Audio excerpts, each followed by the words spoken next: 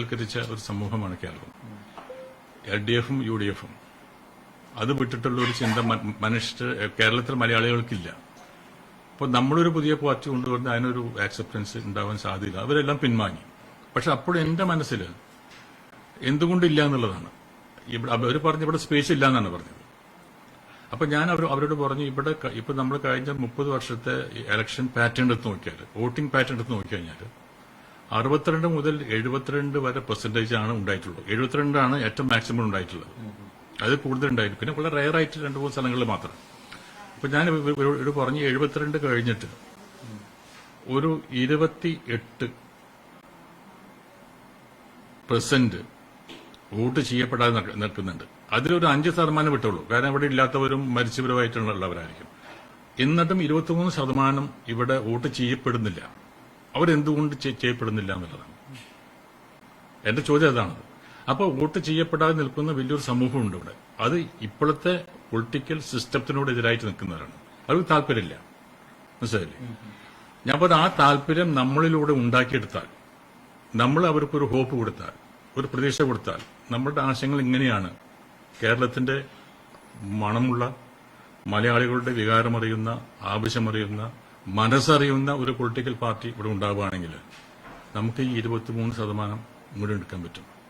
നമ്മൾ ഈ കമ്മ്യൂണിസ്റ്റ് പാർട്ടിയും ഒക്കെയുള്ള വോട്ട് ശതമാനം 18 മുതൽ 20 വരെ, കോൺഗ്രസിനുള്ള 16%, അത്രേ ഉള്ളൂ. 23% അവരിൽ കൂടുതലാണ്. വോട്ട് ചെയ്യപ്പെടാതെ നിൽക്കുന്ന ആൾക്കാരുടെ വോട്ട് ശതമാനം എന്ന് പറഞ്ഞാൽ 23%. അപ്പൊ നമ്മുടെ ടാർഗറ്റ് ഓഡിയൻസ് എന്ന് പറയുന്നത്, ടാർഗറ്റ് വോട്ടേഴ്സ് എന്ന് പറയുന്നത് അതാണ്. ആ സെഗ്മെന്റിനെ ആകർഷിക്കാൻ നമ്മുടെ പ്രവൃത്തി കൊണ്ടാവണം. വെറുതെ ഇരുന്നിട്ട് കാര്യമില്ല. അങ്ങനെ പ്രവർത്തിച്ചാൽ അങ്ങനെ ആയിക്കൂടെ എന്നുള്ളതാണ് എന്റെ നോക്കണം. അപ്പോൾ അവർ പറഞ്ഞു, നിന്റെ പണി നോക്കടാ, നീ അത് സിനിമ തന്നെയായിട്ട് പോയാൽ വല്ല കാശുണ്ടാക്കി നോക്കുമെന്ന് പറഞ്ഞിട്ട് അവരൊക്കെ എല്ലാവരും പോയി. എന്നിട്ട് ഞാനത് എന്റെ മനസ്സിലത് അതൊരു ഉറച്ച വിശ്വാസമായിട്ട് അങ്ങനെ 2004 ഞാൻ കുറെ മാധ്യമ പ്രവർത്തനം, റിപ്പോർട്ടേഴ്സിനെ ഞാൻ ട്രിവാൻഡ്രത്ത് വെച്ച് എന്റെ ഹോട്ടലിലേക്ക് വരുത്തി. ഒഫീഷ്യലായിട്ടില്ല. ഞാൻ പറഞ്ഞു എന്റെ ഒരു ആശയം പറയാണ് എന്ന് പറഞ്ഞിട്ട് കുറെ ഈ ഇതേപോലെയുള്ള ചാനൽസിന്റെ കുറെ ആൾക്കാരെ എന്റെ റൂമിലേക്ക് വരുത്തി. 10-20 പേരുണ്ടായിരുന്നു. അപ്പൊ ഞാൻ അവരെടുത്ത് ഈ ആശയം പറഞ്ഞു, ഇങ്ങനെ ഒരു പരിപാടി. അപ്പോൾ അവര് പറഞ്ഞു, ചേട്ടാ അത് നടക്കില്ല ചേട്ടാ, ഇവിടെ രാഷ്ട്രീയവൽക്കരിച്ച സമൂഹമാണ് അത്, ചേട്ടൻ വിഡ്ഢിത്തരമാണ് ചെയ്യുന്നത്. അതിനകത്ത് അങ്ങനെ ഞാൻ ഇങ്ങനെ പറഞ്ഞപ്പോൾ അവർ കൺവിൻസ്ഡ് ആയില്ല. അത് ചേട്ടൻ അങ്ങനെ പറഞ്ഞാൽ അങ്ങനെ നടക്കില്ല. അത് കേരളത്തിന്റെ സ്ഥിതി അങ്ങനെയല്ല. ഈ തമിഴ്നാടും ആന്ധ്ര പോലെയുള്ള സിനിമാ നടന്മാർക്കുള്ള ഒരു പോസിബിലിറ്റി ഇവിടെ ഉണ്ടാവില്ല. ഞാൻ പറഞ്ഞു, ഞാൻ സിനിമാ നടനിലേക്കാൾ ഏറെ ഒരു രാഷ്ട്രീയ പ്രവർത്തനമായിട്ട് വന്ന് ഒരു 5-10 വർഷത്തെ പ്രവർത്തനം കൊണ്ട് ഉണ്ടാവുമെന്ന് ചോദിച്ചു. അപ്പോഴും എന്നോട് പറഞ്ഞു അവരുണ്ടോ ഈ റിപ്പോർട്ടേഴ്സ്, അവർ പറഞ്ഞു വെച്ചാൽ നടക്കില്ല ഏട്ടാ എന്നത് പോയി. അതിനുശേഷം എഡിറ്റേഴ്സിനെ വിളിച്ചു. ഈ മാധ്യമ പ്രവർത്തകന്മാർ എഡിറ്റേഴ്സ് ഉണ്ടല്ലോ, ഈ പത്രമാധ്യമങ്ങൾക്കും ചാനലിലുള്ള അവരെയും വിളിച്ചു. അവരെല്ലാം വിളിച്ചു വരുത്തി. കഴിഞ്ഞ ഒരു മീറ്റിംഗ് എന്റെ ഹോട്ടലിലേക്ക് വിളിച്ചു വരുത്തിയിട്ട് എല്ലാവരും ഉണ്ടായിരുന്നു. ഒരു 10-15 പേരുണ്ടായിരുന്നു, ഇവിടുത്തെ മേജർ എഡിറ്റേഴ്സ്. ഞാൻ അവരുടെ അടുത്ത് ഇങ്ങനെ പറഞ്ഞു, ഇങ്ങനെ ആശയം. അവരും ഇതേപോലെ തന്നെയാണ് പറഞ്ഞത്. അത് കേരളത്തിൽ നടക്കില്ല, അത് ആശയം നടക്കില്ല, അത് പ്രാക്ടിക്കലല്ല എന്ന് പറഞ്ഞതിന്റെ അടുത്ത് പറഞ്ഞ സമയത്ത് അപ്പോ ഹിന്ദുവിന്റെ ഒരു അജിത് കുമാർ ഇതിന്റെ കൂടെ ഉണ്ടായിരുന്നു. അദ്ദേഹം കൂടെ ഇരിക്കുന്ന. അപ്പൊ ഇയാളൊന്നും മിണ്ടുന്നില്ല. ഇത് ഞാൻ പറയുന്ന കൂടെ കേട്ടുകൊണ്ടിരിക്കുകയാണ്. അപ്പൊ ഇങ്ങനെ വാദപ്രതിവാദം നടക്കുന്നുണ്ട്. പലരും പറഞ്ഞു അതെങ്ങനെയാണ്. അപ്പൊ ഞാൻ എന്റെ സ്പേസിനെ പറ്റി പറഞ്ഞു, ഇവിടെ സ്പേസ് ഉണ്ടോ എന്ന് പറഞ്ഞു. അപ്പൊ സ്പേസിനെ പറ്റി പറഞ്ഞപ്പോ എഡിറ്റേഴ്സിന് പറഞ്ഞു. അപ്പൊ അവർ ആലോചിച്ചിട്ടില്ലേ, അത് ആ ഒരു ചിന്ത വന്നിട്ടില്ല. ഞാൻ പറഞ്ഞു, ഇത് നോക്കും നിങ്ങൾ, ഈ 23% വോട്ട് ചെയ്യപ്പെടാതെ നിൽക്കുന്ന ഒരു സമൂഹമുണ്ട് നമുക്ക്. അവരെന്തുകൊണ്ട് വോട്ട് ചെയ്യുന്നില്ല എന്നത് നമ്മുടെ അന്വേഷണം. അവരെ വോട്ട് ചെയ്യിപ്പിക്കാനുള്ള എന്റെ ശ്രമം, എന്റെ പ്രവർത്തനങ്ങളിലൂടെയുള്ള വിശ്വാസ്യതയെ നേടിയെടുത്തുകൊണ്ട് അങ്ങനെ ചെയ്താൽ ഉണ്ടാവുമെന്ന് ചോദിച്ചു. അപ്പൊ അതിൽ ചില ആൾക്കാർ പറഞ്ഞു അതിന്റെ പോസിബിലിറ്റി ഉണ്ട്. കാരണം ആ 23% ഞങ്ങൾ ഇപ്പോൾ ആലോചിക്കുന്ന ആ ഒരു 23%-ന്റെ അതിനൊരു പോസിബിലിറ്റി ഉണ്ട് നമുക്ക്. പക്ഷെ അത് പ്രാക്ടിക്കൽ അല്ല, നടക്കാൻ സാധ്യത കുറവാണ് എന്ന് പറഞ്ഞു. അവസാനം ഈ അജിത് കുമാർ ഹിന്ദുവിന്റെ പത്രക്കാരൻ പറഞ്ഞത്, അല്ല നമ്മള് ഈ ദേവൻ പറയുന്ന കാര്യങ്ങളിൽ അങ്ങനെ മൊത്തത്തിൽ തള്ളിക്കളയാൻ പറ്റില്ല. അയാൾ പറയുന്ന കാര്യങ്ങളുണ്ട്. ഇപ്പോൾ തിയറിറ്റിക്കൽ ആണെങ്കിലും പ്രാക്ടിക്കലാക്കി മാറ്റാൻ പറ്റുന്ന ചില കാര്യങ്ങളാണ് അയാൾ പറയുന്നത്. അതിപ്പോൾ അയാൾക്ക് അതിനുള്ള ഈ പ്രവർത്തിക്കാനുള്ള സാമർഥ്യം ഉണ്ടെങ്കിൽ എന്തുകൊണ്ട് നടക്കില്ല എന്നുള്ള ചോദ്യം വന്നത്. അദ്ദേഹം മാത്രമേ പറഞ്ഞുള്ളൂ. എല്ലാവരും എന്നെ പറഞ്ഞു ഇത് ചെയ്യാൻ പറ്റാന്ന് പറഞ്ഞു. എന്നിട്ട് ഞാൻ മാറിയില്ല. ഇത് എന്നിട്ടാണ് ഞാൻ പൊളിറ്റിക്കൽ പാർട്ടി തുടങ്ങിയത് 2004. അങ്ങനെ തുടങ്ങി ആരുമില്ല എൻ്റെ അടുത്ത്. ഒറ്റയ്ക്കാണ് ഒരു ഫ്ലാഗ് എടുത്തിട്ട് നടന്ന് പ്രസ് ക്ലബ്ബിൽ പോയി മേശയിൽ വെച്ചിട്ടാണ് തുടങ്ങുന്നത്. 75 റിപ്പോർട്ടേഴ്സ് ഉണ്ടായിരുന്നു. ആന്ധ്രയിൽ നിന്നും കർണാടകത്തിൽ നിന്നും തമിഴ്നാടിൽ നിന്നും എല്ലാവരും എത്തിയിട്ടുണ്ടായിരുന്നു. അവരുടെ ധാരണ ഒരു സിനിമാ നടൻ വന്നിട്ട് ഇവിടെ പൊളിറ്റിക്കൽ പാർട്ടി തുടങ്ങുമ്പോൾ ഭയങ്കര സംഭവം എന്നുള്ളത് ആണ് വന്നത്. നമുക്കറിയാം ഒന്നും ആവില്ല എന്ന് നമുക്കറിയാം. പക്ഷെ അവർ വന്നതെന്ന് വെച്ചാൽ ഇത് എംജിആറിനെ പോലെ ഒരാളാവുന്നോ അങ്ങനെയൊക്കെ വിചാരിച്ചിട്ട് വന്നതായിരിക്കും. അവരൊക്കെ വന്ന് ഇങ്ങനെ ഇരിക്കുകയാണ്. അപ്പൊ ഒരുപാട് ചോദ്യങ്ങളാണ് ചോദിച്ചത്. നമ്മുടെ ഈ മാധ്യമപ്രവർത്തകന്മാരിൽ ഒരുപാട് ആൾക്കാർ, ഈ മാതൃഭൂമി, മനോരമ തുടങ്ങിയ സകല ചാനലിലും ഉണ്ടായിരുന്നു, സകല പത്രങ്ങളുണ്ടായിരുന്നു. ഒരുപാട് ചോദ്യങ്ങൾ എല്ലാവരും കളിയാക്കാണ്. ഇൻ ദി സെൻസ് ഇതൊരു ജവൻ സമയം വൈകോ, ഇനി എത്ര സമയം എടുക്കും എന്നൊക്കെ ചോദിച്ചു തുടങ്ങി. ഞാൻ സംസാരിച്ചത്. അപ്പൊ ഞാനങ്ങനെ പറയുന്ന സമയത്ത് ഇവർ പറയാണ് ഇനി എത്ര സമയം എടുക്കും, ഞങ്ങൾക്ക് വേറെ എവിടെ പറയുന്നത്. അപ്പൊ ഞാൻ പറഞ്ഞു 10 മിനിറ്റ് കൂടെ ഇരിക്കാൻ പറ്റുമോ? 10 മിനിറ്റ് ഇരിക്കാം. അങ്ങനെ തന്നെ നിൽക്കുന്നുകൊണ്ടിരിക്കും. അപ്പൊ എന്റെ മലയാള മനോരമയുടെ ചോദിച്ചു, ചേട്ടാ വട്ടാണല്ലേ ചോദിച്ചു. അന്ന് ഈ ഒരു സിനിമയിൽ എല്ലാവരും ചോദിക്കില്ലേ, രേവതിയുടെ അടുത്ത് പോലെ എന്റെ അടുത്ത് വട്ടാണല്ലേ? അപ്പൊ ഞാൻ പറഞ്ഞു യെസ്, വട്ട് തന്നെയാണ്, ഭ്രാന്താണ്. ഞാൻ പറഞ്ഞത് ഈ ലോകത്തിന്റെ വലിയ വലിയ മഹാസംഭവങ്ങളൊക്കെ ഉണ്ടായതും എസ്റ്റാബ്ലിഷ് ചെയ്ത പ്രസ്ഥാനങ്ങളൊക്കെ ഉണ്ടായത് ഏതോ ഒരു ഭ്രാന്തമായ ചിന്ത കൊണ്ടല്ലേ? ഞാൻ അന്ന് പലപ്പോഴും ഈ മഹാത്മാഗാന്ധി ഭ്രാന്തനാണെന്ന് പറഞ്ഞിട്ടില്ലേ നമ്മള്? ഒരു മുണ്ടെടുത്തിട്ട് തല എടുത്തിട്ട് ഒരു സ്റ്റിക്ക് ഇട്ട് നടന്നു പോകുന്ന മനുഷ്യൻ ഇന്ത്യക്ക് സ്വാതന്ത്ര്യം വാങ്ങി കൊടുക്കുമോ? ഇയാൾക്ക് ഭ്രാന്താണെന്ന് പറഞ്ഞ ഭൂരിപക്ഷം ആൾക്കാരുണ്ട്. അപ്പൊ എന്റെ ഒരു കാഴ്ചപ്പാട് എന്ന് പറഞ്ഞാൽ ദേവൻ വിചാരിക്കുന്നത് നിങ്ങൾ പാർട്ടി തുടങ്ങിയ ഉടനെ ലക്ഷം പിന്നാലെ വരുന്നതാണെന്ന് ചോദിച്ചു. എനിക്ക് അങ്ങനെ സ്വപ്നങ്ങളൊന്നുമില്ല. എന്റെ സ്വപ്നം എന്ന് പറഞ്ഞാൽ എനിക്ക് ആവശ്യം 20 വർഷമാണ്. എന്റെ പൊളിറ്റിക്കൽ പാർട്ടി ജനങ്ങളിലേക്ക് എത്താനായിട്ടുള്ള സമയം 20 വർഷമാണ്. ആ 20 വർഷം കഴിഞ്ഞാൽ എന്നെ അക്സെപ്റ്റ് ചെയ്യുന്ന ഒരു സമൂഹം ഇവിടെ ഉണ്ടാവും. അപ്പൊ നമുക്ക് സംസാരിക്കാൻ തുടങ്ങും. അങ്ങനെ അത് വിട്ടു. എന്നിട്ടാണ് ഞാൻ ഇത്രയും ആൾക്കാർ, ഇത്രയും എഡിറ്റേഴ്സും എക്സ്പീരിയൻസ്ഡ് ആയിട്ടുള്ള അനുഭവസ്ഥരായ ആൾക്കാർ പറഞ്ഞിട്ടും എനിക്ക് മാറ്റില്ല. എനിക്ക് മാറ്റാൻ പറ്റുന്നില്ല. ഞാൻ കൺവിൻസ്ഡ് ആണ് ഇവിടെ പറ്റുന്നുള്ളത്. അതിന്റെ പേരിലാണ് നമ്മൾ തുടങ്ങി. 2004 തുടങ്ങി, 2 ഇലക്ഷൻ നിന്നു, പിന്നെയും മുന്നോട്ട് പോയി. 2008 പിന്നെ മാഡമായിട്ടുള്ള ഒരു മീറ്റിംഗ് ഉണ്ടായിരുന്നു, മറ്റേ സോണിയാഗാന്ധി അടുത്ത്. അതും സക്സസ് ആയില്ല. അത് എനിക്കത് പറ്റുന്നില്ല. അത് 2016 അമിത്ഷായിട്ടുള്ളൊരു മീറ്റിംഗ് ഉണ്ടായിരുന്നു. അപ്പോഴും എനിക്കത് അക്സെപ്റ്റ് ചെയ്യാൻ, അവരുടെ ടേംസ് അക്സെപ്റ്റ് ചെയ്യാൻ പറ്റില്ല. അതും ഞാൻ നിരസിച്ചു.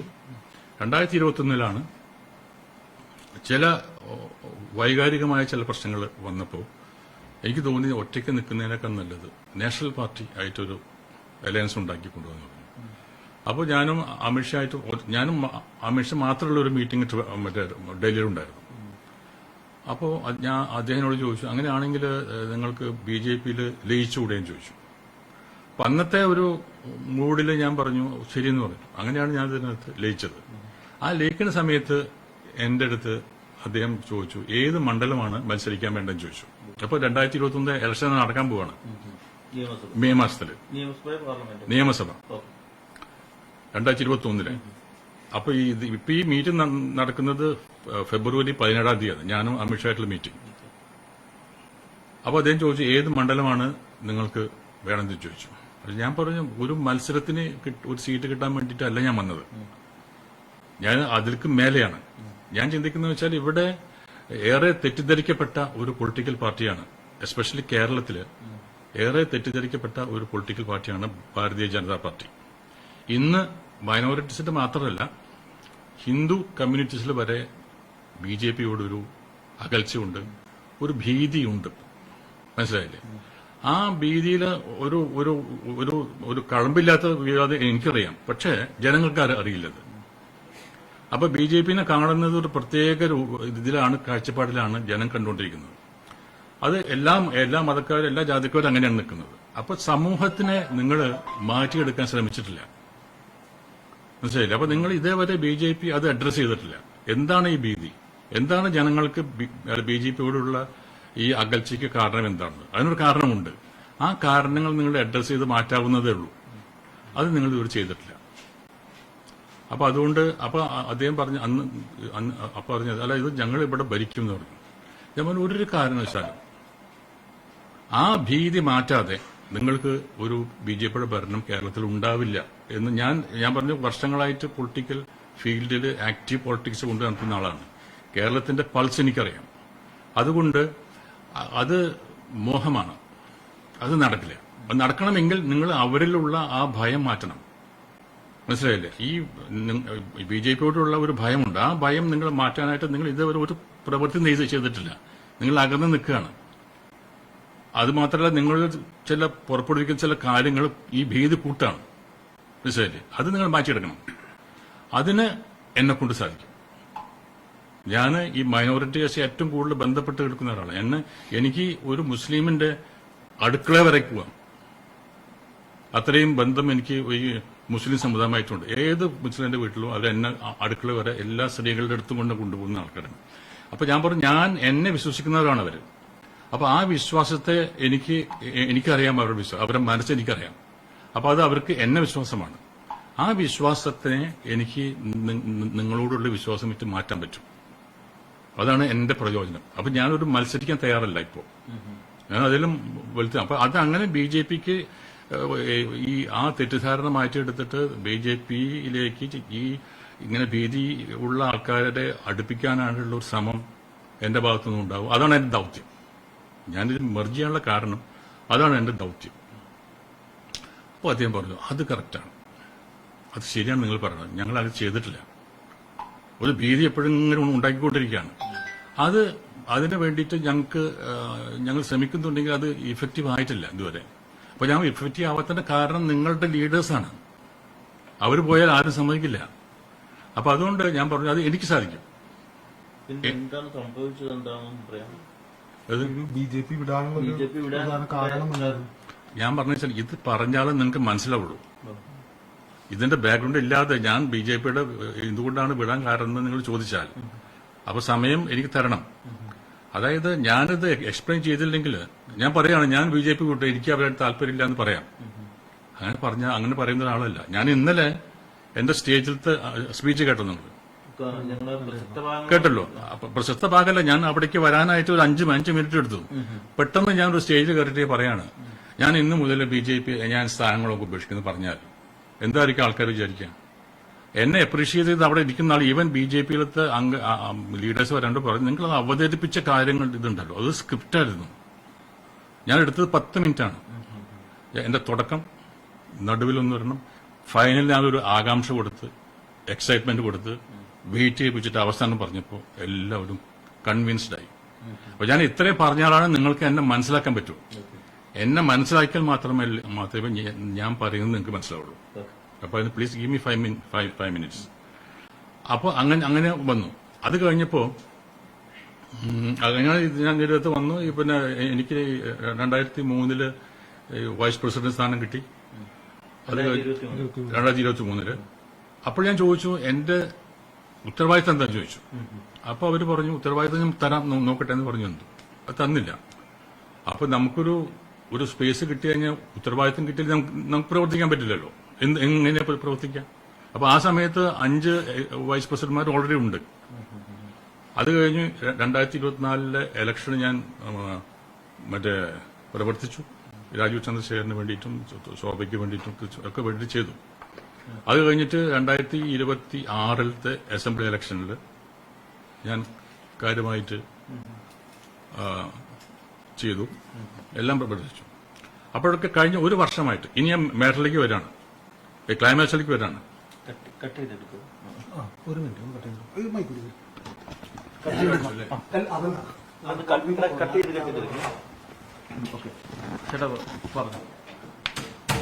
അപ്പൊ 2026 ഇലക്ഷൻ കഴിഞ്ഞു. അപ്പൊ അവിടെ ഒരുപാട് പ്രശ്നങ്ങളുണ്ടായിരുന്നു, ഒരുപാട് കാര്യങ്ങളുണ്ടായിരുന്നു, ഒരുപാട് അനപ്പള്ളിയിലത്തെ ഒക്കെ ഉണ്ടായിരുന്നു. അതൊക്കെ ഞാൻ ശക്തമായി നിന്നു, മനസ്സിലായില്ലേ? വാടാനപ്പള്ളിയിൽ നടന്ന സംഭവം എന്ന് പറഞ്ഞു കഴിഞ്ഞാൽ ഇന്ന് നിലവിലുള്ള ഒരു രാഷ്ട്രീയ നേതാവും ചെയ്യാത്ത രീതിയിൽ ശക്തമായ രീതിയിൽ പ്രതികരിച്ച ഒരാളാണ് ഒറ്റയ്ക്ക്. മാർക്സിസ്റ്റ് പാർട്ടിയുടെ ആൾക്കാരും കോൺഗ്രസിന്റെ കാറ്റുകളും എന്നെ വളഞ്ഞു. പോലീസ് വന്നിട്ട് പോലീസിന്റെ ശക്തി പോരാതെ DGP കേന്ദ്ര സേനയെ അവിടേക്ക് അയച്ചു. എന്റെ അടുത്ത് DGP വിളിച്ച് പറഞ്ഞു, ദേവൻ അവിടെ വലിയൊരു പ്രശ്നം നടക്കും, ഒരു കലാപം ഉണ്ടാവാൻ ചാൻസ് ഉണ്ട്, അവന് സൂക്ഷിക്കണമെന്ന് DGP എന്റെ അടുത്ത് വിളിച്ച് പറഞ്ഞതാണ്. അപ്പൊ ഞാൻ പറഞ്ഞു എന്റെ സുരക്ഷ നോക്കാനായിട്ട് ഒന്നും പേടിക്കേണ്ട ആവശ്യമില്ല, പക്ഷെ അവിടെ കലാപം ഇല്ലാതെ നോക്കേണ്ടത് നിങ്ങൾ ചുമതലയാണെന്ന് പറഞ്ഞു.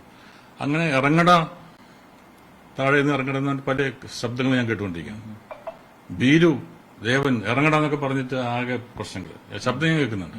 ഞാൻ അങ്ങ് ഇറങ്ങി ചെന്നു, ക്രൗഡിലേക്ക് കയറങ്ങ് ചെന്നു. അപ്പോഴേക്കും പോലീസിനെ തടഞ്ഞു. സാറേ, ഇപ്പൊ ഇവിടെ പോയി കഴിഞ്ഞാൽ എന്തെങ്കിലും ഒരു ചെറിയൊരു സമൂഷം ഉണ്ടായി കഴിഞ്ഞാൽ അത് വലിയ കാരണം അത് BJPയിലത്തെ ഒരു ഗ്രൂപ്പ് അവിടെ നിൽക്കുന്നു, ഇവിടെ ഒരു കമ്മ്യൂണിസ്റ്റുകാരൊരു അണികള്, ഇവിടുത്തെ കോൺഗ്രസിന്റെ അണികളാണ്. എന്തെങ്കിലും ഒരു ചെറിയ ഒരു കല്ല് വന്ന് വീണാൽ അത് ഇവിടെ ഭയങ്കര ഇതായിട്ട് മാറും. അതുകൊണ്ട് ഇപ്പോൾ എന്നാലും ഞാൻ കറക്റ്റായിട്ട് എന്റെ വായ കൊണ്ട് ശരിക്ക് പ്രതികരിച്ചു. അങ്ങനെയൊക്കെ നമ്മൾ ഇത്രയും ആത്മാർത്ഥമായിട്ട് പ്രവർത്തിച്ചിട്ട് അതിനൊരു സ്പേസ് എനിക്ക് കിട്ടുന്നില്ല. അപ്പൊ ഞാൻ കഴിഞ്ഞ ഒരു 6 മാസമായിട്ട് എന്റെ മനസ്സിലുള്ള സംഗതിയാണ്. സംശയിക്കില്ല, ഈ സ്പേസ് എന്ന് പറയുന്നത് BJPയുടെ സംസ്ഥാന വൈസ് പ്രസിഡന്റ് എന്ന് പറയുന്ന ഒരു പ്രധാനപ്പെട്ട പോസ്റ്റ് തന്നെയല്ലേ? പോസ്റ്റ് കിട്ടിയാൽ പോരല്ലോ, എനിക്ക് എന്റെ പോർട്ട്ഫോളിയോ കിട്ടണ്ടേ, ഞാൻ എന്താ ചെയ്യേണ്ടതെന്നുള്ള വരണ്ടേ. ഇലക്ഷൻ സീറ്റാണോ ഉദ്ദേശിച്ചത്? ഞാൻ പറഞ്ഞ ഒരു കാര്യം വളരെ സ്പഷ്ടമായിട്ട് നിങ്ങൾ പറയണം. കാരണം എന്ന് വെച്ചാൽ ഇപ്പൊ ഈ ചോദ്യം നല്ലതാണ്. കാരണം ആൾക്കാർ പറയും ചിലപ്പോ നിങ്ങൾക്ക് സീറ്റ് കിട്ടാത്തതുകൊണ്ടാണോ? അല്ല, ഞാൻ സീറ്റിന്റെ മോഹിച്ചിട്ട് ഒന്നും ചെയ്തിട്ടില്ല. സീറ്റിന് മോഹിച്ചിട്ടല്ല ഞാനിവിടെ ഈ BJPയിൽ ചേർന്നത്. എനിക്ക് സീറ്റൊന്നും, ഞാൻ അതിലും വലുത് നോക്കുന്ന ഒരാളാണ്. എന്ന് വെച്ചാൽ ജനങ്ങൾക്ക് എന്തെങ്കിലും നല്ലത് ചെയ്യാൻ പറ്റുന്നുള്ളതാണ്. മനസ്സിലായി? അപ്പൊ ആ ഒരു മാറ്റം വരുത്തണമെങ്കിൽ ഒരു സീറ്റ് കിട്ടിക്കഴിഞ്ഞാൽ ഞാനങ്ങ് ചുരുങ്ങും. അത് എങ്ങനെയാണെന്ന് ആ മാറ്റം വരുത്താൻ ഉദ്ദേശിക്കുന്ന ഒരു പൊസിഷൻ ആണല്ലോ പറഞ്ഞിട്ടുള്ളത്. എന്താണ് ഉദ്ദേശിക്കുന്നത്? Propaganda secretary. അത് എനിക്ക് ഓഫർ ചെയ്തതാണ് അവര്. അതായത് കേരള സ്റ്റേറ്റിന്റെ പ്രൊപ്പഗൻഡ സെക്രട്ടറി ആയിട്ട് എനിക്ക് വന്നു കഴിഞ്ഞാൽ ഞാൻ ഓരോ വീടുകളിലും ഈ മുസ്ലിംസിന്റെ വീടുകളിലും ഹിന്ദുക്കളുടെ വീടുകളിലും ക്രൈസ്തവർ വീടുകളിലും ഞാൻ നേരിട്ട് ചെന്നിട്ട് സംസാരിക്കാനുള്ള സ്വാതന്ത്ര്യം എനിക്കുണ്ട്. ഞാൻ പ്രൊപ്പഗൻഡ സെക്രട്ടറിയാണെന്ന് പറയണം, അല്ലാണ്ട് വെറുതെ പോയിട്ടായിട്ട് കാര്യമില്ല. ഒരു സംശയം കൂടെ ചോദിക്കട്ടെ, BJP അത്തരത്തിലുള്ള പരീക്ഷണങ്ങളൊക്കെ നടത്തിയതല്ലേ? ഇപ്പോ തൃശ്ശൂരാണെങ്കിൽ പോലും ഉദാഹരണമായി പറഞ്ഞാൽ ബിഷപ്പ് ഹൌസുകളിൽ കേന്ദ്രമന്ത്രിമാർ ബിഷപ്പ് ഹൌസ് ഒന്നും പോയിട്ടൊരു കാര്യമില്ല. ബിഷപ്പ് ഞാൻ പറഞ്ഞ ഈ പാർട്ടി, ഞാൻ പറഞ്ഞ ഈ മത മേലാക്കന്മാരെ എടുത്തിട്ട് പോയിട്ട് കാര്യമില്ല. ജനങ്ങൾ വേറെയാണ്. അത് ആദ്യം നമ്മൾ മനസ്സിലാക്കണം. ജനങ്ങൾ എന്ന് പറയുന്നതല്ല, വോട്ടേഴ്സ് എന്ന് പറയുന്നത് ഒരു സന്യാസിയുടെയോ അല്ലെങ്കിൽ ഒരു മതാധ്യക്ഷന്റെയോ ഒരു വാക്ക് കേട്ടിട്ട് വോട്ട് ചെയ്യുന്നവരല്ല കേരളത്തിലെ സംസ്കാരമുള്ള വോട്ടേഴ്സ്. ഇൻഡിപെൻഡന്റ് ആയി ചിന്തിക്കുന്നവർ ആരെന്ത് പറഞ്ഞാലും, നിങ്ങളെ ഇന്ന് ഈ പാർട്ടിക്ക് കൊടുക്കുന്ന പറഞ്ഞാൽ അങ്ങനെയൊന്നും മലയാളികളുടെ അടുത്ത് അത് നടക്കില്ല. മലയാളികൾ എന്ന് പറഞ്ഞാൽ എഡ്യൂക്കേറ്റഡ് ആണ്, ബോധമുള്ളവരാണ്. അപ്പൊ അവർക്കെന്ന് വെച്ചാൽ പേഴ്സണൽ ടച്ച് വേണം. അത് ഞാൻ എന്റെ പാർട്ടി കൊണ്ട് നടക്കുന്ന സമയത്ത് പല സ്ഥലങ്ങളിൽ ഞാൻ പേഴ്സണലായിട്ട് പോകാറുണ്ട്. BJPയെ സംബന്ധിച്ചുകൊണ്ട് അവർ മുൻപൊന്നും ഇല്ലാത്ത വിധത്തിൽ ഈ തെരഞ്ഞെടുപ്പിൽ നിയമസഭയിൽ വലിയ നേട്ടം ഉണ്ടാക്കി. തിരുവനന്തപുരം കോർപ്പറേഷൻ പിടിച്ചു, 3 MLA-മാരെ വന്നു. അങ്ങനെ പല സ്ഥലങ്ങളിലും പഞ്ചായത്തുകളിലൊക്കെ ഭരണത്തിലിരുന്നു. വലിയ തെരഞ്ഞെടുപ്പ് നേട്ടത്തിൽ ജനകീയ അടിത്തറ അവരുടെ വിവരപ്പെടുത്തി വരുന്ന സമയത്താണ് താങ്കൾ അതിനോട് ബന്ധം വേർപിരിയുന്നത്. യഥാർത്ഥത്തിൽ എന്തുകൊണ്ടാണ് പാർട്ടി നേട്ടത്തിലേക്ക് വന്നുകൊണ്ടിരിക്കുമ്പോൾ അതിനെ തള്ളി പറഞ്ഞ് പുറത്തേക്ക് പോരാനൊരു കാരണം? പാർട്ടി നേട്ടത്തിലേക്ക് അല്ല പോകുന്നത്. ഇപ്പൊ 11% വന്നിട്ട് 20% എത്തിയതാണ് പാർട്ടി. എന്തുകൊണ്ട് 11 വന്നു? അപ്പോ മുന്നോട്ട് പോവാണോ കീഴ്പോട്ട് പോവാണോ? 16 നിന്നിരുന്നത്. പിന്നെ കഴിഞ്ഞ പാർലമെന്റ് ഇലക്ഷനിൽ 19% കിട്ടി. ഇപ്പോഴത്തെ ഇലക്ഷന്റെ എന്തുകൊണ്ടാണ് 11.5 ആയിട്ട് വന്നത്? എന്തുകൊണ്ടാണ്? വളരുകയാണോ ചുരുങ്ങുകയാണോ ചെയ്തത്? അപ്പൊ അതാണ് എന്റെ പോയിന്റ്. അതിനെ വളർത്തണമെങ്കിൽ നിങ്ങളുടെ ഇപ്പോഴത്തെ പ്രൊപ്പഗൻഡ പാടില്ല എന്നുള്ളത്. ഈ പ്രൊപ്പഗൻഡയെ കുറിച്ച്, സെക്രട്ടറി സ്ഥാനത്തെ കുറിച്ച് പറഞ്ഞപ്പോൾ തന്നെ ചോദിക്കട്ടെ, BJPയുടെ ജനങ്ങൾ അകന്നു നിൽക്കുന്നു എന്ന് പറയുന്നു. ഈ ഹിന്ദുത്വ കാഴ്ചപ്പാട്, വർഗീയപരമായിട്ടുള്ള പ്രശ്നങ്ങൾ, അതൊക്കെ ചൂണ്ടിക്കാട്ടിക്കൊണ്ട് തന്നെ ആണ് ജനങ്ങൾ BJPയുടെ ഒരു അകലം പാലിക്കുന്നത്. ഇപ്പോഴും അതൊക്കെ ഒരു യാഥാർത്ഥ്യമാണെന്ന് തോന്നുന്നുണ്ടോ BJPയെ സംബന്ധിച്ചുകൊണ്ട്? ഒരിക്കലും യാഥാർത്ഥ്യമല്ല. ഇവിടെയും പറഞ്ഞു അത് മാറ്റിയെടുക്കണം. അതൊരു വിശ്വാസമാണ്. മറ്റുള്ളവർ ആൾക്കാർ അടിച്ചേൽപ്പിച്ച ഒരു വിശ്വാസമുണ്ട്. BJP ഭയങ്കര പ്രശ്നമാണ്, RSS പ്രശ്നമാണെന്നല്ലോ. അത് മാറ്റിയെടുക്കണമെങ്കിൽ അവരുടെ വീടുകളിൽ പോയി അവരുടെ കണ്ണുകളിൽ നോക്കി നിങ്ങൾ സംസാരിക്കൂ. ബിജെപിക്ക് RSS ഒരു വർഗീയ അജണ്ട ഇല്ല എന്ന് തന്നെയാണ് ഇപ്പോഴും കരുതുന്നത്. ഇപ്പോഴും കരുതുന്നത് ഒരിക്കലുമില്ല. പക്ഷെ അതിൽ ചില ആൾക്കാരുണ്ട്, പറഞ്ഞില്ല, അത് BJP അല്ല, അത് BJP എന്ന പാർട്ടിയല്ല. ചില ഹിന്ദു എന്ന് പറയുന്ന ചില ആൾക്കാർ ചില പ്രശ്നങ്ങൾ ഉണ്ടാക്കുന്നുണ്ട്. അത് ഞാൻ ഇല്ലെന്ന് പറയുന്നത്. അവരൊക്കെ മുടക്കണം, നിങ്ങൾ അതൊക്കെ സ്റ്റോപ്പ് ചെയ്യണം. അങ്ങനെ അതായത് വർഗീയത ഉണ്ടാക്കുന്ന ഏതെങ്കിലും ഈട്ടാണെങ്കിൽ അവൻ അപ്പൊ കട്ട് ചെയ്യണം ഓൺ ദി സ്പോട്ട്. ഒരു ഘട്ടത്തിൽ പുതുക്കാട് സീറ്റിൽ താങ്കളുടെ പേര് ഉയർന്നു കേട്ടതാണ്. അവിടെ മത്സരിക്കാൻ പ്രതീക്ഷിക്കപ്പെട്ടതുമാണ്. പോസ്റ്ററുകളൊക്കെ സോഷ്യൽ മീഡിയയിൽ ഇറങ്ങുകയും ചെയ്തു. അവിടെ നിന്നൊക്കെ പിന്നീട് എന്ത് അട്ടിമറിയാണ് ഉണ്ടായത്? ആ കാര്യത്തിൽ എന്ത് തീരുമാനം മാറാനും അല്ലെങ്കിൽ അതനുസരിച്ചുള്ള മാറ്റങ്ങൾ? ഞാൻ അതിന്റെ കാര്യങ്ങളിലേക്ക് പോയിട്ടില്ല ഇതുവരെ. കാരണം എനിക്കത് സീറ്റിൽ മത്സരിക്കാനുള്ള താല്പര്യം ഇല്ലായിരുന്നു, മനസ്സിലായില്ല. പിന്നെ പാർട്ടി പറഞ്ഞതുകൊണ്ട് ഞാനത് അക്സെപ്റ്റ് ചെയ്തതാണ്. അപ്പൊ അത് അവിടെ നടന്നോ ഇല്ലെന്നുള്ളതല്ല. എനിക്ക് അതിനകത്തൊരു അതിനുശേഷം എന്നെ അവർ മാറ്റിയതിനു ശേഷം ഞാൻ ക്യാമ്പയിനിൽ ഉണ്ടായിരുന്നല്ലോ. ഞാൻ അതിനുശേഷം മണലൂര് മറ്റേ നിർമ്മല സീതാരാമൻ വന്നപ്പോൾ കൂടെ ഉണ്ടായിരുന്നു. അങ്ങനെ ചെയ്തിട്ടാണ് ഞാനൊരു ഇലക്ഷനിൽ നിന്ന് MLA ആവാനായിട്ടുള്ള ഒരു ചുരുങ്ങിയ ആവശ്യമായിട്ട് വന്നവനല്ല. ഞാൻ പറഞ്ഞ കേരളത്തില് മതസൗഹാർദ്ദം, മതങ്ങള് നമ്മൾ ഏറ്റവും, കാരണം ശ്രീനാരായണ ഗുരുദേവൻ എന്താ പറഞ്ഞത്? ഒരു ജാതി, ഒരു മതം, ഒരു ദൈവം മനുഷ്യന്. അത് പ്രായോഗികമല്ല, മനസ്സിലായില്ലേ? അത് പ്രായോഗികമല്ല, പ്രാക്ടിക്കൽ അല്ല. അപ്പൊ വേറൊരു സ്ഥലത്ത് ഗുരുദേവൻ പറയുന്നുണ്ട്, മതമേതായാലും മനുഷ്യൻ നന്നായാൽ മതി. അതാണ് എന്റെ മുദ്രാവാക്യം. ശ്രീനാരായണ ദർശനങ്ങളാണ് മുന്നോട്ട് നയിക്കുന്നത്. തീർച്ചയായിട്ടും. അതുകൊണ്ട് SNDPയോ ഈഴവ പാർട്ടി ഒന്നും ആയിരിക്കരുത്. ഞാൻ പാർട്ടിയിലൊന്നും ജാതിയിലൊന്നും ഞാൻ വിശ്വസിക്കുന്നില്ല.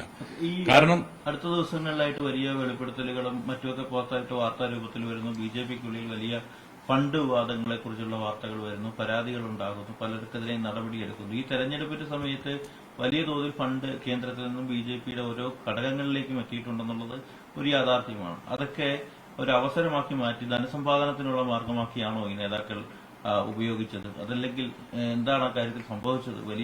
അതിനെ പറ്റി എനിക്കൊന്നും അറിയില്ല. വസ്തുത ഞാൻ പറഞ്ഞല്ലോ, എനിക്ക് അങ്ങനെ ചാർജ് ഇല്ലാത്ത സ്ഥിതിക്ക് അതിന്റെ ഞാനൊരു ഡീപ്പായിട്ട് ഓഫീസിൽ പോകാതെ അന്വേഷിക്കുക അങ്ങനെ ഞാൻ ചെയ്തിട്ടില്ല. അങ്ങനെ കേൾക്കുന്നു എന്നല്ലാതെ എനിക്കത് എന്ത് സംഭവിച്ചു എന്നൊന്നും എനിക്ക് പറയാൻ പറ്റില്ല. പാർട്ടി വൈസ് പ്രസിഡന്റ് കൂടിയാണല്ലോ, അങ്ങനെ പരാതികൾ ശരിയാണ്. അല്ല, വൈസ് പ്രസിഡന്റ് സ്ഥാനം എന്നെ മാറ്റിയല്ലോ 23-ല്. സ്ഥാനം എന്നെ മാറ്റിക്കളഞ്ഞു. ഇപ്പൊ നിലവിൽ അതായത് ഞാൻ അവർ മാറ്റാന്ന് വെച്ചാൽ എന്റെ അറിവില്ലാതെ മാറ്റി. ഇപ്പോഴും അവര് ഔദ്യോഗികമായിട്ട് നിങ്ങളെ മാറ്റി എന്ന് പറയുന്ന ഒരു കമ്മ്യൂണിക്കേഷൻ എനിക്ക് ഇതുവരെ കിട്ടിയിട്ടില്ല. അത് എന്റെ അറിവ് വെച്ചിട്ട്, ദാറ്റ് ഇസ് ദ പോയിന്റ്. എന്റെ അറിവിൽ ഞാൻ ഇന്നും, അല്ലെങ്കിൽ അവരെ എനിക്ക് കമ്മ്യൂണിക്കേറ്റ് ചെയ്യണം, എന്നെ വിളിച്ചിട്ട് ഞാൻ നിങ്ങളെ മാറ്റുന്നു, അല്ലെങ്കിൽ ഇതിന് എന്താണ് കാരണം, നിങ്ങൾ ശരിയല്ല എന്ന് പറഞ്ഞിട്ടുണ്ടെങ്കിൽ അത് ശരിയാണെന്ന് പറയാനായിട്ടുള്ള ഒരു അവസരം ഇവര് തരണ്ടേ? മുൻപാ സ്ഥാനത്ത് നീക്കം ചെയ്തു എന്നാണോ പറയുന്നത്? 2004 2023 തന്നു, 2004 എടുത്തു കളഞ്ഞു. അത് എന്റെ അറിവോട് കൂടിയിട്ടല്ല. അപ്പൊ ഇപ്പോഴും BJP നേതാക്കൾ തന്നെ പറയും താങ്കൾ ഇപ്പോഴും വൈസ് പ്രസിഡന്റ് തന്നെയാണ് എന്നുള്ളതാണല്ലോ പറയുന്നത്. അവര് പറഞ്ഞോട്ടെ. അപ്പൊ ഞാൻ അതുകൊണ്ട് അതും കൂട്ടി പറഞ്ഞത് എന്താണെന്ന് വെച്ചാൽ ആ തെറ്റിദ്ധാരണ വേണ്ട. ഞാൻ പറഞ്ഞ എന്നിൽ അർപ്പിച്ച 2003 തന്ന എന്റെ വൈസ് പ്രസിഡന്റ് സ്ഥാനം എന്റെ അറിവിൽ ഞാൻ ഇപ്പോഴും വൈസ് പ്രസിഡന്റാണ്. അവരെ മാറ്റുന്നത് എന്നെ മാറ്റിയിട്ടാണ് IPS പോലീസ് ഓഫീസർ കൊടുത്തത്. അല്ലല്ല, ജേക്കബ് തോമസ് അല്ല, മറ്റേ ലേഡി ശ്രീലേഖ കൊടുത്തത്. പക്ഷെ അത് എന്നെ കമ്മ്യൂണിക്കേറ്റ് ചെയ്യണ്ടേ? ഒരു വൈസ് പ്രസിഡന്റിനെ മാറ്റുമ്പോൾ അതിന് ചില പ്രൊസീജിയേഴ്സ് ഉണ്ട്, അത് അവർ ചെയ്തിട്ടില്ല. അത് അവരുടെ ഭാഗത്തുനിന്ന് വലിയൊരു ഒരു തെറ്റ് പറ്റിയതാണത്, മനസ്സിലായില്ലേ? അവിടേക്കാണ് ഈ അവഗണന എന്ന് പറയുന്ന കാരണം വെച്ചാൽ ഇയാളെ അവകോട്ടെ അങ്ങനെ വെച്ചിരിക്കുന്നത്. പക്ഷെ അങ്ങനത്തെ ഒരു മനുഷ്യനല്ല ഞാൻ, നേരിട്ടു. അപ്പൊ അതിന്റെ കാര്യം വെച്ചാൽ അത്, അല്ലെങ്കിൽ എനിക്ക് എന്താണെന്ന് വെച്ചാൽ അങ്ങനെ അങ്ങനെ മാറ്റണമെങ്കിൽ എന്നെ വിളിക്കണം. ഇങ്ങനെ ഒരു സംഗതി ഇന്ന കാരണങ്ങൾ കൊണ്ട് നിങ്ങളെ ഞങ്ങൾ മാറ്റുന്നു. അപ്പൊ എനിക്ക് പറയാനുള്ളത് കേൾക്കണ്ടേ? അതിനുള്ളൊരു അവസരം തന്നിട്ടില്ല. അങ്ങനെ ഒരു കമ്മ്യൂണിക്കേഷൻ ഇതുവരെ എനിക്ക് കിട്ടിയിട്ടില്ല. ആ കമ്മ്യൂണിക്കേഷൻ കിട്ടാത്തോളത്തോളം ഞാൻ ഇപ്പോഴും, അത് ഇന്നലെ വരെ, ഇപ്പോൾ മാറിപ്പോയി, ഇന്നലെ വരെ ഞാൻ വൈസ് പ്രസിഡന്റാണ്. ആ വൈസ് പ്രസിഡന്റ് സ്ഥാനം, എന്റെ അറിവിലുള്ള വൈസ് പ്രസിഡന്റ്, BJPയുടെ വൈസ് പ്രസിഡന്റ് സ്ഥാനവും BJPയിലുള്ള എന്റെ അടിസ്ഥാനപരമായ പ്രാഥമിക മെമ്പർഷിപ്പും ഞാൻ ഇന്നലോടുകൂടി അവസാനിപ്പിച്ചു. ഈ ഫണ്ട് വിവാദത്തിലും കിറ്റ് വിവാദത്തിലൊക്കെ മനസ്സും എടുത്തിട്ട് തന്നെയാണോ ശരിക്കും ഇറങ്ങി അല്ല, പോകാൻ? ഞാൻ ആ ഒരു ഭാഗത്തേക്ക് ചിന്തിച്ചിട്ടില്ല. കാരണം എനിക്കറിയില്ല എന്താ സംഭവിച്ചത്. കാരണം നമ്മളതിന് ഉള്ളിലില്ലല്ലോ. അതേക്കുറിച്ച് അറിയില്ല. അറിയാം, ഞാൻ ഈ പത്രങ്ങൾ വരുന്ന വാർത്തയല്ലാതെ എനിക്ക് നേരിട്ട് പാർട്ടി മീറ്റിങ്ങുകളിലൊക്കെ പങ്കെടുക്കുന്നതല്ലേ അപ്പൊ ഞാൻ പാർട്ടി മീറ്റിംഗുകളൊക്കെ വിളിക്കാറില്ല. പിന്നെ വിളിക്കാറില്ല. ഇല്ല. കഴിഞ്ഞ ദിവസം കോർ കമ്മിറ്റി യോഗം നടന്നിട്ട് ഇല്ല ഇല്ല ഇല്ല വിളിച്ചിട്ടില്ല. കഴിഞ്ഞ ഒരു 2-2.5-3 വർഷമായിട്ട് ഞാൻ പാർട്ടിയിൽ ഒരു മീറ്റിംഗും വിളിച്ചിട്ടില്ല. പക്ഷേ ഇലക്ഷൻ കാലത്തൊക്കെ ഇദ്ദേഹത്തെ അത് എന്റെ പേഴ്സണൽ വരവന്നെ. ഞാനൊരു BJP കാരനാണല്ലോ, മനസ്സിലായില്ല. അപ്പൊ ഒരു കാൻഡിഡേറ്റുകൾ എന്നെ വിളിക്കും. കാൻഡിഡേറ്റ് നിൽക്കുന്നില്ല, സ്ഥാനാർത്ഥികൾ എന്നെ വിളിക്കും, ചേട്ടാ ഒന്ന് വരണം എന്ന് പറയും. കാരണം അത് അവർക്ക് താല്പര്യം തന്നെ. കാരണം അവരെ നോക്കാൻ അവർ വരാറില്ല, ലീഡേഴ്സ് വരാറില്ല. അപ്പൊ അവര് ഞാൻ ഓരോ എന്നെ വിളിക്കുന്ന സ്ഥാനാർത്ഥികളുടെ അടുത്തൊക്കെ ഞാൻ പോയിട്ടുണ്ട്. കാരണം അവർക്കറിയാം ഞാൻ ചെല്ലുമ്പോൾ ഉണ്ടാകുന്ന ഒരു ഇമ്പാക്ട് പല സ്ഥലങ്ങളിലുണ്ട്. അത് ആ വോട്ട് കൂടും ചെയ്തിട്ടുണ്ട്, മനസ്സിലായി. ഈ സുരേഷ് ഗോപി തെരഞ്ഞെടുപ്പിൽ വന്നു, അദ്ദേഹം കേന്ദ്രമന്ത്രിയായി. BJPയുമായി യോജിച്ചാണോ അദ്ദേഹം പ്രവർത്തിക്കുന്നത്? ഞാൻ ചോദിക്കുന്ന സുരേഷ് ഗോപി അടക്കം വിളിച്ചിട്ടുണ്ടാവില്ല ഈ സമയം കൊണ്ട് തീരുമാനത്തിൽ നിന്ന് പിന്മാറണമെന്ന് ആവശ്യപ്പെട്ടുകൊണ്ട്. അദ്ദേഹത്തെ കൂടി കമ്പയർ ചെയ്ത് ഈ പാർട്ടിയെ കുറിച്ച് പറയുമ്പോൾ എന്താണ്? അല്ല സുരേഷ് ഗോപി വഴിയല്ലല്ലോ ഞാൻ വന്നത്. ഞാൻ സുരേഷ് ഗോപി വഴിയല്ല ഈ BJPയിൽ വന്നത്. അപ്പൊ അദ്ദേഹത്തിന് ഞാൻ ആൻസറബിൾ അല്ല. അദ്ദേഹം എന്നെ വിളിച്ചിട്ടുണ്ടായിരുന്നു, ഇന്നലെ വിളിച്ചിട്ടുണ്ടായിരുന്നു. അപ്പൊ ഞാൻ പറഞ്ഞു ഞാനൊരു തീരുമാനം എടുത്തു കഴിഞ്ഞു, ഇനി അതിനകത്തുനിന്ന് ഒരു മാറ്റം ഉണ്ടാവില്ല. അപ്പൊ അദ്ദേഹം വളരെ സ്നേഹത്തോടു കൂടി തന്നെ പറഞ്ഞു, അല്ല നമുക്കൊന്ന് ആലോചിക്കാം, നമുക്കൊന്ന് ചെയ്യാൻ പാടില്ല. അപ്പൊ ഞാൻ പറഞ്ഞു ഇനി ഒരു ആലോചനയ്ക്കുള്ള സ്പേസ് എനിക്കില്ല. ഇനിയിപ്പോ ആര് വന്ന് പറഞ്ഞാലും ഞാൻ ഇതിൽ മാറില്ല. ഞാൻ ഒരുപാട് ആലോചിച്ചിട്ട് എന്റെ ചിന്ത എന്റെ ഒരു വേറിട്ട ഒരു രാഷ്ട്രീയമാണ്, മനസ്സിലായില്ലേ. അതായത് മതങ്ങളിലും ഒന്നാണെന്ന് വിശ്വസിച്ചുകൊണ്ട് ജാതി മതങ്ങളൊന്നും പാടില്ല, രാഷ്ട്രീയ വൈരാഗ്യങ്ങൾ പാടില്ല, സ്നേഹം വേണം എന്ന് പറയുന്ന ഈ മുഹമ്മദ് നബി പോലെയുള്ള വലിയ വലിയ പ്രവാചകന്മാരെ നമുക്ക് പഠിപ്പിച്ചിട്ടുള്ള കുറെ കാര്യങ്ങളുണ്ട്. യേശു ക്രിസ്തു പഠിപ്പിച്ചിട്ടുള്ള കാര്യങ്ങളുണ്ട്, ശ്രീകൃഷ്ണൻ പഠിപ്പിച്ചിട്ടുള്ള കാര്യങ്ങളുണ്ട്.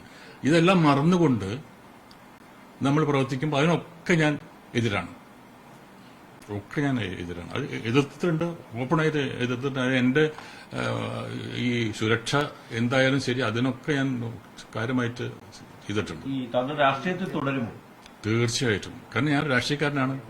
അപ്പൊ എന്റെ ഒരു പാർട്ടി അവിടെ നിലവിലുണ്ട്. അത് ഡിസോൾവ് ചെയ്തിട്ട് കേരള പീപ്പിൾസ് പാർട്ടി 2004 തുടങ്ങിയതാണ്. 2004 തുടങ്ങിയ എന്റെ പൊളിറ്റിക്കൽ പാർട്ടി 2021 BJP ചേരാൻ വേണ്ടിയിട്ട് ഡിസോൾവ് ചെയ്തു. അന്ന് എനിക്ക് 14,000 അംഗങ്ങളുണ്ടായിരുന്നു.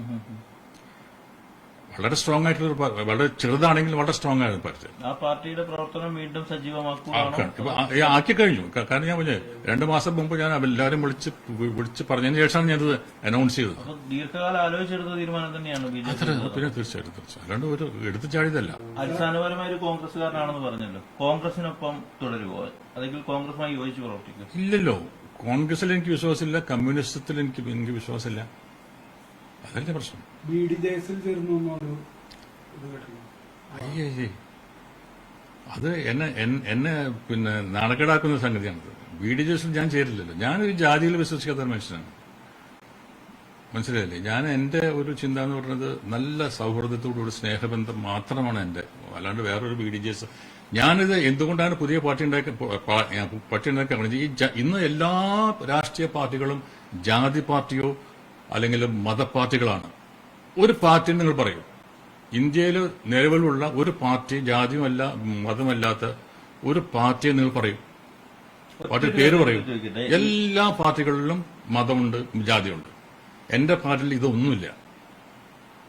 ഒരു കാര്യം കൂടി, ഇത്രയും വലിയ ശക്തരായുള്ള രാഷ്ട്രീയ പാർട്ടികൾ കേരളം പോലൊരു സ്ഥലത്ത് BJP ആണെങ്കിലും കോൺഗ്രസ് ആണെങ്കിലും CPM ആണെങ്കിലും മറ്റു കക്ഷികളൊക്കെ ആണെങ്കിലും വളരെ ജനകീയ അടിത്തറയുള്ള സംവിധാനമുള്ള ഈ ഒരു സംസ്ഥാനത്ത് താങ്കളുടെ കേരള പീപ്പിൾസ് പാർട്ടിക്ക് ഒരു തവണ വന്ന് പ്രഖ്യാപിക്കപ്പെട്ട് അത് BJP ലയിച്ചു പോയ ഒരു പാർട്ടിയാണ്. വീണ്ടും പുനരുജ്ജീവിക്കുമ്പോൾ ഏത് നിലയിൽ പ്രവർത്തിക്കാൻ കഴിയും?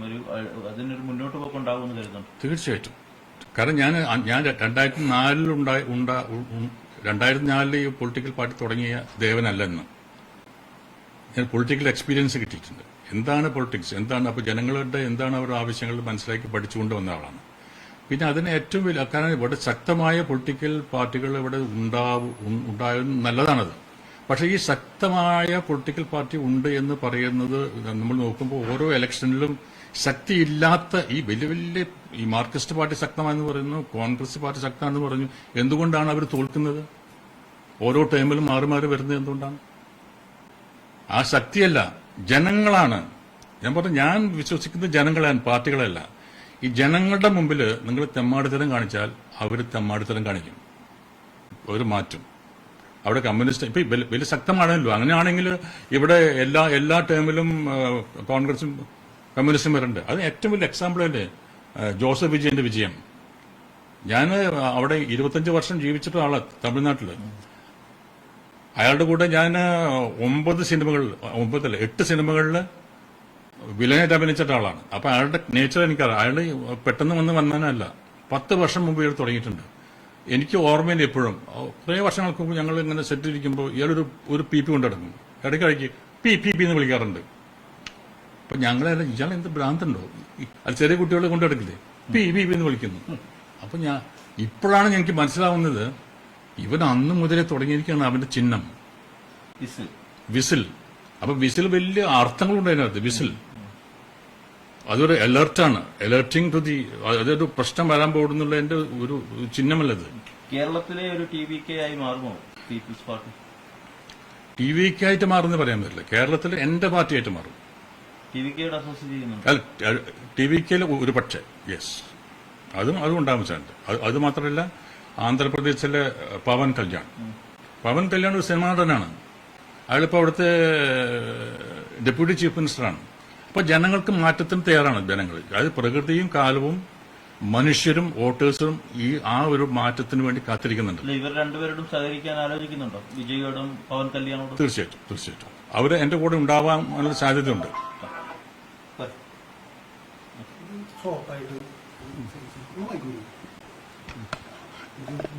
നമ്മൾ ഈ പറഞ്ഞ തന്നെ ഇതിൽ ഷോർട്ടായിട്ട് ഒന്നും കൂടി നമുക്കൊന്ന് ഇത് ഷോർട്ടായിട്ട് അല്ല നമുക്ക്